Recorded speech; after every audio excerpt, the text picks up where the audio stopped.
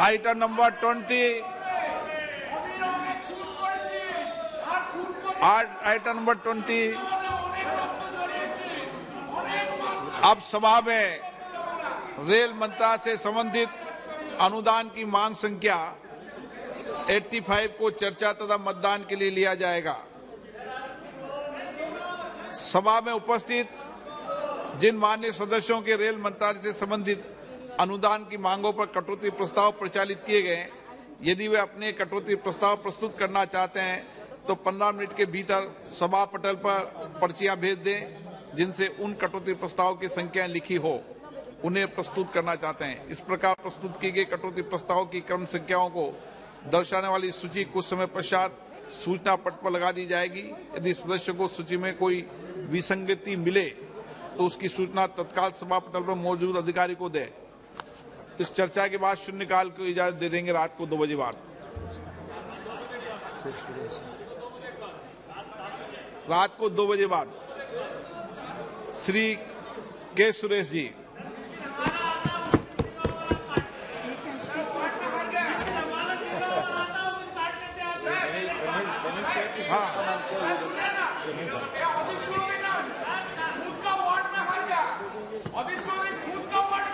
के Suresh. Thank you, Speaker sir. Giving me opportunity to participate. Demands grants of Ministry of Railways 2022-23. Before beginning my speech on the exact subject matter, let me invite the attention of the House to speech by Sri John Mathai, Honourable Minister of Railway for the year, first Railway Minister in the year 1948 to 49. I quote, "The target that we are going to place before the railway and on which we are going to insist is that no detention should occur in marshalling yards for a period in excess of 24 hours, and we are going to see to it that the target is observed," unquote. This quote that I have mentioned is pointing out the fact that it is not the 7-year-old NDA government that has modernized railway or optimized its speed and timings for the benefit of the passengers and goods movement, but the Congress party right from day one after independence. Sir, so all these statements saying before, Honorable Prime Minister, there was no railway modernization is nothing but a propaganda. You are continuing in an inefficient manner what the great predecessors of the Congress and UPA had designed.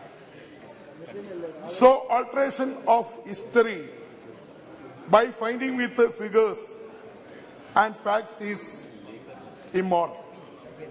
Now let me come to the main points of debate. Let me come to the main points of debate in the budget publicized as revolutionary, which is nothing but a jugglery of allocation. Honorable Chairman, sir, revenue of railways. The railway internal revenue of 2022-23 is estimated at 2,40,000 crores, an increase of 90% over the revised estimate of 2021-22. In 2021-22, revenue is estimated to be 7% lower than the budget estimate. Sir, while this increase in internal revenue might seen high, the ground reality is that no action is being taken sincerely to achieve the targets set in the budget. Passenger revenue 2022-23 budget estimate is set to rupees 58,500 crores, which is an increase of 32% change from 2021-22 revised estimate 2022-23 budget estimate. I want to ask the government as to how this target will be achieved when the Indian Railway is not doing anything to revive the passengers' revenue. The services that were cancelled are yet to be normalized. The special trains are yet to be converted to regular service. The introduction of general trains in full swing is yet to be happened. The infrastructure development works that will make railway stations more attractive as a passenger hub and logistic hub is yet to be taken off in many cities, including my constituency and my state also. Sir, so this claim of railway going to be radically transformed. Within this budget, a year, nothing but fake, bogus, generous tampering of data to the police, the eyes of the analytic and who are pro-government as really is today different. Let's see how the government is projecting the annual plan of railways at 2,45,800 crores for the 2022-23 as the maximum amount ever proposed for railways by the government. The Indian railways are financed primarily through three sources. One, budgetary support from the government. Two, internal resources, passenger and freight earning from leasing railway lands, other coaching, other sundry gates and RRB earnings, extra budgetary resources. These are the three sources of the railway. So going by the breakup of these three components, we can see that gross budgetary support for 2022-23 is 1,30,300 crores only, meaning that Union government will only provide rupees 1,30,300 crores for or 55.85% of the total capital expenditure. So, from where will the rest of the money for railway to meet expense and modernization come from? Honorable Minister has to be replied. This amount will come from extra budgetary resources, which include market borrowing, PPP, institutional financing, and foreign direct investment. There lies the fact that Indian Railways, the premier public sector employer and organization, is up for sale.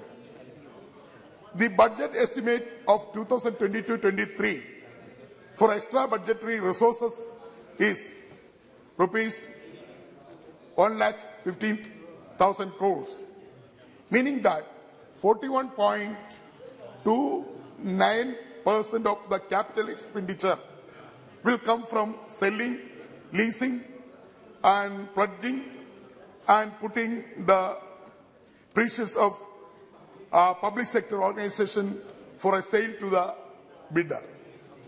I would like to invite your attention through you, sir, the fact that the then Railway Minister Piyush Goyal had clarified earlier that railway would never go into private hands. Piyush Goyal ji said, I quote, I assure you that the railway is Indian property and it will be never privatized. It is a property of every Indian and will remain so. He had also mentioned that private investment should be encouraged for more efficient functioning of Indian railway. Unquote. Similar is the tone of Honorable Railway Minister C. Ashwini Vaishnavi. The present Railway Minister, Ashwini Vaishnavi clarified in a written reply to the Rajya Sabha that to bridge the gap in capital funding, public-private partnership mode is envisaged to facilitate faster development of network, manufacturing of rolling stocks, and delivery of passenger and freight service. Sir, in the simple English, it means that the railway will go into the hands of the private individuals in another name and another term. Both the railway ministers can be seen trying to carry out the blanket sellout of railway and fool the people by saying that we are not selling but just changing hands of ownership to the price. Sir, I wouldn't be surprising to the famous Friends of Government might on the entire railway network very soon as every other government sector from ports to airports and telecommunications. The current situation has also done some window dressing for privatization, as he has, Honourable Minister has factually termed the drive for privatization as asset modernization. In this asset modernization plan, or what I would call the gambling by King Yudhishthira, the railway minister stated in the upper house that, I quote, railway has identified assets, including trains, railway redevelopment projects, land parcels, and railway colonies, among others, worth rupees 50,000 crores for modernization over a period of 2021-25, unquote. If this statement is correct, so in what way Indian Railway is going? So Honourable Minister will explain to that. So I'm going to more details because the intention of this government should be privatizing Indian Railway also. Air India already sold to Tata. Now, next step of this government is Indian Railway. That will be happen very soon. So I would like to ask Honourable Minister through you, sir, whether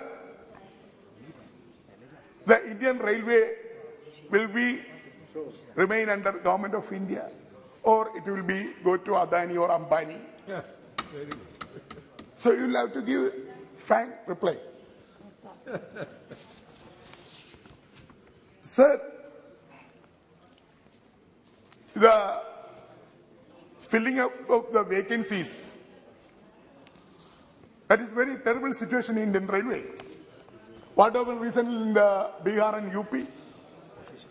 Thousands of vacancies are vacant in Indian Railway.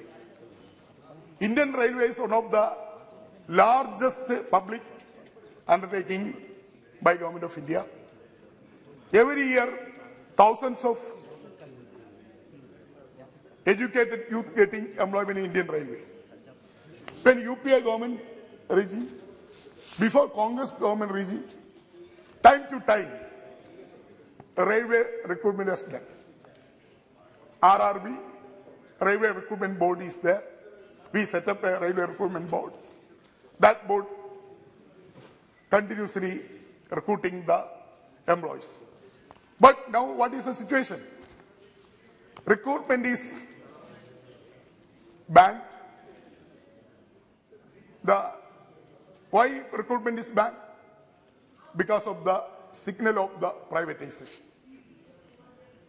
So, what was in the Bihar? Thousands of unemployed youth assembled there, shouted against the Indian Railway, agitated against the government, denying their opportunity to Indian Railway. That's why that situation is in the Patna, in capital of Bihar and part of UP. Sir, regarding scheduled caste and scheduled tribe recruitments in Indian Railway, that also very important. Number of vacancies lying in Indian Railway for reserved vacancies lying in Indian Railway. Even the scheduled caste and scheduled tribe reserved categories also not filling by Indian Railway. So now Railway Recruitment Board Railway Recruitment Board, RRB, is totally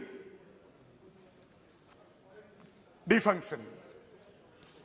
I would like to request, sir, as on 1/1/2020, there are 559 unfilled vacancies for SCs in railway.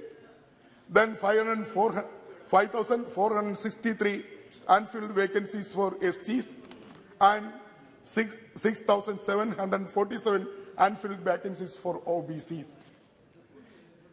If this is the situation in railway, when half of the railway is under proxy privatization, just as I said just now, imagine the situation of the asset modernization. Asset monetization will be completed by the government. What will be the condition of SC/ST after the privatization of the completed different label? Sir, the SC/ST unemployed youth get employment only in the government sector. There is no reservation in the private sector.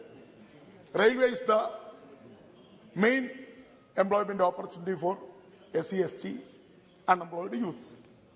But railway also recruitment ban is continuing like this, where they will get employment. This is a very big question before us. So Government of India is privatizing even profitable public undertakings. Then who is ultimately losing the employment? Scheduled caste and scheduled tribe unemployed youths. So I would like to request Honorable Minister through you, sir, to give a proper reply for the recruitment system in our Indian Railway. Sir, I'm coming to, because I'm not taking much time, I'm coming to my state, Kerala, for railway development. Sir, Kerala always neglecting by Indian Railway. All the states have a zone, but God's own country, Kerala, have no zone. We are still under Southern Railway. Kerala, state of Kerala, still under the Southern Railway. So every state have their own zone, but unfortunately Kerala is not having. So railway development, as far as railway development is concerned in Kerala, is very poor. We don't get a big projects. We don't get a sufficient allocation from Indian Railway. Sir, Angamali-Shabri railway line, it was announced by then Bajpayee government. Now only 5 kilometers are constructed. Rest of the places not taken up. When the Angamali-Shabri rail line declared by Government of India, Ministry of Railway at that time, the fully financed by Railway Ministry. Now Railway Ministry is saying that no, we don't have money. The state government also come participate. You have to invest the money for the completion of the Shabari Railway. What is that, sir? When the project will be starting, at that time Railway and state government have state government and Railway have agreement that will be implementing. But this Angamali Shabari Railway line, starting from 1999, there is no condition with the state government. There is no agreement with the state government. The railway has fully funding for the construction of Angamali Shabari rail for the Shabarimala devotees. Now railway has changed their stand. So I would like to request the Honourable Minister through you, sir, to rethink this proposal from Railway Board to share the state government. The government of Kerala financial problem is you are very much. So I am not going details. Sir, I demanded early completion of Angamali Shabari railway line. And also, sir, there are some Nemam railway terminal project is pending. Development of Kochuveli railway station terminal is also pending. Automated coach washing plan Kochuveli station also pending. Track doubling Ernakulam, doubling work of Ernakulam, Ambalappuzha and also Kottayam, Ettumanur section also not completed. And Guruvayur Tirunavaya line has not taken up. Ernakulam machining yard, remodeling Shornur yard, automatic signalling system for Ernakulam and Thrissur. Third track between Ernakulam, Shornur, development of old railway station Ernakulam and also development of Guruvayur railway station also pending with the Railway Ministry. The proposal has been sent to the Railway Board, but Board has not yet been sanctioned. So another important project, you are very much aware about the Silver Line. Kerala government has proposed a semi-high-speed railway line from Thiruvananthapuram to Kasaragod. 53 kilometers from Trivandrum to Kasaragod. Silver Line project already taken up. The 63,000 crores estimated for this project. This Kerala Development Corporation proposed Silver Line project. Whether the Railway Ministry has approved this project, whether the Railway Ministry has given financial assistance to the project which is proposed by Government of Kerala. You have to clear your position. Sometimes you are keeping quiet, sometimes you are not giving sign and only 1 or 2 minutes. Okay. Sometimes you are keeping quiet. You are not openly say anything. That utter confusion is there in Kerala. The state government is saying that we got a confirmation from Government of India, Ministry of Railway.